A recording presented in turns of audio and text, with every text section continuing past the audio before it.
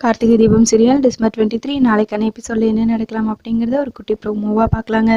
கார்த்திக் தீபா 2 பேரும் சேர்ந்து ஆல்பம் எல்லாம் ரிலீஸ் பண்ணி முடிச்சதும் வீட்டுக்கு வராங்க. அங்கே அபிராமி, அருணாச்சலம், அருண், ஐஸ்வர்யா, மீனாட்சி எல்லாரும் இவங்களுக்காக வெயிட் பண்ணிட்டு இருக்காங்க. கார்த்தியை பார்த்ததுமே சாங் ரொம்பவே நல்லா இருந்துச்சுப்பா, நம்ம வீட்டில் கேட்டப்போ கூட இந்த அளவுக்கு இவ்வளோ ரசித்து கேட்கல, ஏதோ பாட்டு ரொம்ப நல்லா பாடுறாங்கிற மாதிரி தான் என் நினப்பில் இருந்துச்சு.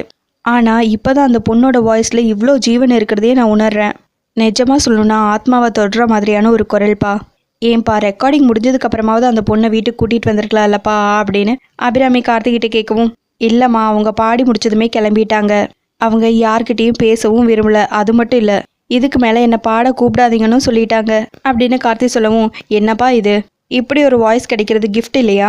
அதுக்கான அழகான அங்கீகாரத்தை நீ வாங்கி கொடுத்துருக்க, அதை பயன்படுத்திக்கிறது தானே புத்திசாலித்தனம்.